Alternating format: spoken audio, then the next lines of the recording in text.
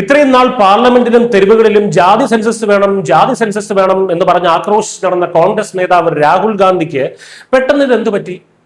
പ്രധാനമന്ത്രി നരേന്ദ്രമോദി 2027 സെൻസസിൽ ജാതി വിവരങ്ങൾ കൂടി ശേഖരിക്കുമെന്ന് ഔദ്യോഗികമായി പ്രഖ്യാപിച്ചതോടെ ആവശ്യപ്പെട്ട കാര്യം നടപ്പിലാകുന്നത് കണ്ട് സന്തോഷിക്കേണ്ട രാഹുൽ ഗാന്ധിയും മല്ലികാർജുൻ ഖാർഗെയും ഒക്കെ ഇപ്പോൾ കുരിശ് കണ്ട പ്രേതത്തെ പോലെ പേടിച്ചോടുകയാണ്. മോദി സർക്കാർ കൊണ്ടുവരുന്ന ജാതി സെൻസസ് രീതി മാറ്റണം, നിലവിലെ ചോദ്യാവലി പിൻവലിക്കണം എന്നാവശ്യപ്പെട്ട് പ്രധാനമന്ത്രിക്ക് കത്തയച്ചിരിക്കുകയാണ് ഇരുവരും. ഹിന്ദുക്കളെ ഭിന്നിപ്പിക്കാൻ വേണ്ടി രാഹുൽ ഗാന്ധി നടത്തിയ ജാതി രാഷ്ട്രീയ കളിയിൽ കോൺഗ്രസ് തന്നെ സ്വയം കുടുങ്ങിയോ? രാഹുലിന്റെ ഈ മലക്കം മറിച്ചിലിന് പിന്നിലെ യഥാർത്ഥ കാരണം എന്താണ്? നോക്കാം. കോൺഗ്രസ് അധ്യക്ഷൻ മല്ലികാർജുൻ ഖാർഗെയും ലോക്സഭാ പ്രതിപക്ഷ നേതാവ് രാഹുൽ ഗാന്ധിയും പ്രധാനമന്ത്രി നരേന്ദ്രമോദിക്ക് അയച്ച കത്താണ് ഇപ്പോൾ ദേശീയ രാഷ്ട്രീയത്തിൽ വലിയ ചർച്ചയായിരിക്കുന്നത്. നിലവിൽ നിശ്ചയിച്ചിരിക്കുന്ന ഓപ്പൺ എൻഡഡ് ക്വസ്റ്റ്യനർ അഥവാ തുറന്ന ചോദ്യാവലി പ്രകാരം സെൻസസ് എടുക്കുകയാണെന്നുണ്ടെങ്കിൽ ഒരേ ജാതി തന്നെ പല പേരുകളിലോ ഉപജാതികളിലോ രേഖപ്പെടുത്തപ്പെടുമെന്നും ഇത് OBC അതിപിന്നാക്ക വിഭാഗങ്ങൾക്ക് വലിയ തിരിച്ചടിയാകുമെന്നുമാണ് ഖാർഗെ കത്തിൽ ആരോപിക്കുന്നത്. നിലവിലെ രീതി ഒഴിവാക്കി ബീഹാറിലും തെലങ്കാനയിലും ചെയ്തതുപോലെ മുൻകൂട്ടി തയ്യാറാക്കിയ ജാതി പട്ടിക വെച്ച് മാത്രമേ വിവരങ്ങൾ ശേഖരിക്കാവൂ എന്നാണ് കോൺഗ്രസിന്റെ ആവശ്യം.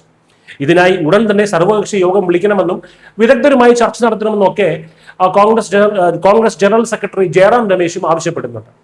എന്താണ് ഇതിന്റെ പിന്നിലെ കോൺഗ്രസിന്റെ രാഷ്ട്രീയ കളി എന്ന് നോക്കാം. സ്വാതന്ത്ര്യാനന്തര ഇന്ത്യയിൽ 2011 വരെയുള്ള എല്ലാ സെൻസസുകളിലും പട്ടികജാതി പട്ടികവർഗ വിഭാഗങ്ങളുടെ കണക്കെടുപ്പ് മാത്രമാണ് വ്യവസ്ഥാപിതമായി നടത്തിയിരുന്നത്. എന്നാൽ കഴിഞ്ഞ കുറെ കാലമായി കോൺഗ്രസ് ഉയർത്തിയ ജാതി സെൻസസ് ആവശ്യത്തെ തള്ളിക്കളയാതെ 2025 ഏപ്രിൽ 30 കേന്ദ്ര സർക്കാർ ചരിത്രപരമായ ഒരു തീരുമാനം പ്രഖ്യാപിച്ചു. 2027 സെൻസസിൽ സമഗ്രമായ ജാതി വിവര ശേഖരണം കൂടി നടത്തും. മോദി സർക്കാരിന്റെ ഈ സുതാര്യമായ തീരുമാനമാണ് ഇപ്പോൾ രാഹുലിന്റെ നെഞ്ചിൽ തീ കോരിയിട്ടിരിക്കുന്നത്. എന്തിനാണ് ഇപ്പോൾ രാഹുൽ ഗാന്ധി ഇതിനെതിരെ തിരിയുന്നത് എന്നല്ലേ?